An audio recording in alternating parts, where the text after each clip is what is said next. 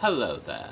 The problem with posting any sort of speculation updates about Halloween Horror Nights 21 is that I am continuing to receive much information from various sources almost all the time, and so frequently I post something and very shortly afterwards it becomes outdated. Much of my earlier speculation videos now contain information which I no longer hold to, or which I have formed a new idea and sometimes even discarded that and gone back to the first idea. It is rather complicated and intense and involved. Let's just say that, well, I'll get to that in a moment. First though, let me speak a little bit about something. 3 years ago, in 2008, some of those of us who are names in the Halloween Horror Nights fan community, for good or ill, began to receive some leaks.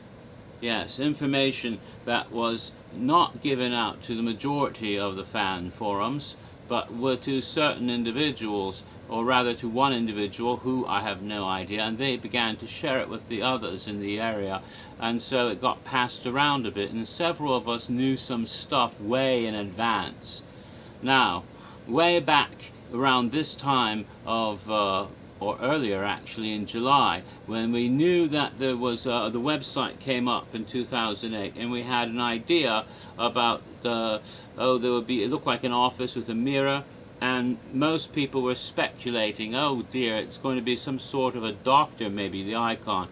Some people thought it might actually be a police detective, and they were holding to that idea very strongly, didn't want it to be a doctor. Those who thought it was a doctor thought it might be a man, of course, some sort of Sigmund Freud-like psychiatrist, perhaps based on a bust of Freud and quotes from Freud seen on the site. And all of this was the common speculation, but some of us already knew the icon would be a woman, and quite specifically Bloody Mary. Now, I posted on the Vault at that time a very lengthy post about how I had figured out Bloody Mary had to be the icon based on the permits, and one of them, which at that time had no code words, but actually gave names of the houses. It actually said Bloody Mary House for the Jaws queue. It didn't give the title Reflections of Fear, perhaps it hadn't formed that yet, but it seemed to me in my post that following the logic of previous years, that there would be an icon house, and this is the only house of the houses we had all the names, so the only one that fit an icon house would be Bloody Mary. Ipso facto, Bloody Mary is the icon. The doctor would likely turn out to be a woman named Mary who becomes Bloody Mary.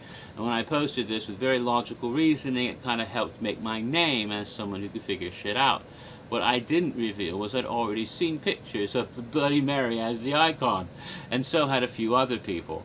These pictures got leaked after they had filmed the television commercial. They were actual production photos taken during the filming of the commercial, showing Bloody Mary, the actress playing her in full makeup.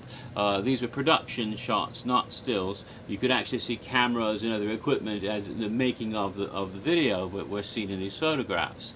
These got handed about to those few of us who were in the know, and we knew what Bloody Mary would actually look like, and that she absolutely for a fact would be the icon in 2008, way before she was actually revealed on the website or anywhere else. Of course, we weren't going to talk about this openly, maybe drop a few hints, as I did in that post that I posted, but we weren't going to reveal the information. Of course, it's a bit ironic, because one of the people who said you shouldn't reveal this sort of information was Dave, or Dr. Freak, who of course ran the Vault. While he was saying this in one hand, on the other hand, his avatar was actually a picture, one of those pictures, but I will give him this much, it wasn't one that actually showed her face, but it did show some of the sets in that. So he was actually teasing those people who knew that, yeah, I've got this, see, ha ha ha. Well, anyway, that was one of the big leaks that year. So those of us who knew it was Bloody Mary would try to, well, maybe the icon's going to be a woman, No, the doctor's got to be a man. Yeah. In 2009, 2 years ago, there was another similar sort of situation. This time it wasn't production stills, it was an actual diagram, a triangular diagram showing exactly how the intellectual property would be integrated into the event of Halloween Horror Nights 19, ripped from the silver screen. We had the name there, we had the usher as the presenting character, we had Saw, Chucky, and the Wolfman, we had Dracula, Legacy of Blood, Frankenstein, Creation of the Damned, and then Fangoria magazine, and we had Bill and Ted and Rocky Horror, all of these set up here on this sort of triangular diagram. Thus we knew 6 out of 8 houses already. We didn't know Leave It to Cleaver or The Spawning because it just had Fangoria, but we knew Fangoria would be involved in perhaps the other 2 houses in some way. All this information was received way in advance, about June or maybe even earlier of 2009. So we knew that, and of course we couldn't reveal that too much. Some people started to try to, and that was deleted immediately on the vault or wherever it was posted.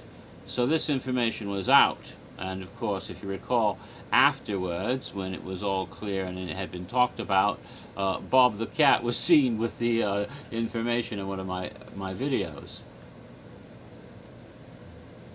So this got passed around as well behind the scenes. You have probably heard rumors already that something is being passed around this year, another big leak.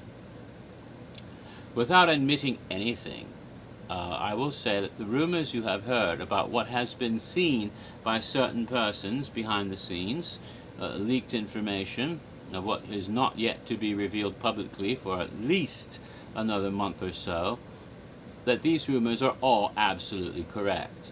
It is exactly what has been described, and what is contained within it is exactly what has been described.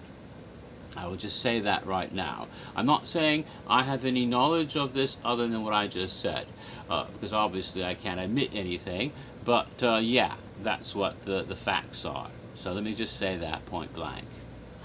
Okay. Now that being said, I get a lot of information. Some of it is bogus, some of it is accurate, some of it I'm not quite sure and I have to figure it out. Unfortunately, sometimes stuff that I thought was accurate turns out to be bogus and I have to change my tune. This has happened quite recently. Without going in without naming any names or saying anything else, let me just say what I currently have in my speculation. I had thought that Soundstage 22 would not be the location of the thing. I mentioned that in one of my previous videos. Since that time, I changed my mind and thought it was absolutely going to be the thing, having received some information confirming this, besides the pool table, mind you. But now, I have gone back to my originals, thinking that it is not going to be in Soundstage 22 at all, and I cannot say why. But I can say this. Where it will be located, I have no idea, but it is probably my best guess, and this is all it is that it will be in a soundstage, and thus, most likely, based on our current information, it would have to be Soundstage 23A. That would be my best guess. In that case, what will be in Soundstage 22? Well, it could be the Casino Icon House, or it could be the mysterious Haunted Cemetery, which seems to be a house this year as well, but perhaps not. Alright, I had also thought recently that the Saws and Steam connected house, which we had learned from our mutual friend telling us about God's Own County, or Yorkshire, which equals New Yorkshire, the location of Saws and Steam. So that a house set in the same realm of New Yorkshire would be at the event. And this is quite likely. In fact, I'm certain there will be a house set in New Yorkshire. Now, it had been assumed by everyone that it would be in the Jaws queue because that is where we have heard repeatedly the only location for chainsaws this year. No, none in the scare zones, only in that particular house. That seemed very much. But I had received some other information from various sources that perhaps it would actually be in the soundstage, and I was thinking that might be Soundstage 23A. Now I'm not so sure, based on what I have talked about just a few moments ago, but also other facts that I think some of the information I'm getting is bogus, that someone may be misleading me this year, as last year there were a couple of people who gave bad information I'm afraid deliberately. This is a different person, one whom I thought was accurate, but now I'm not sure about it. And so now my thinking is Saws and Steam may actually be in Jaws after all, even though someone else, entirely different, had said steampunk was not in that area. I don't know. I really don't know. It seems to me that unless the steampunk elements from Saws and Steam will be incorporated into that World War I hospital house that we all think is going to be in Soundstage B, it could be, perhaps, you know, in that alternate universe, we still have steam power during the era of World War I, and New Yorkshire embroiled in the war against the Germans or whoever is forced to continue fueling their weapons of war, their steam-powered war weapons, with the body's bounty of those coming back from the field, coming back from the front who are wounded, perhaps draining the blood of the actual veterans coming back from the field to use to power the continued war machine. That's just a wild speculation on my part. Unless that's the case, then it would be Jaws, where the chainsaws are, which seems to make a lot more sense now that I think about it. Another thing that I had thought, I had heard some information that perhaps the parade building would not be a Spanish house after all. And I'd actually thought that for a while. Again, though, some of that source who told me this was, again, the one that I now suspect. And others who had told me this as well reversed themselves and said, well, yeah, it is going to be Spanish, apparently. And the recent clue seemed to point quite a bit. There's been a recent clue, in Spanish, mind you.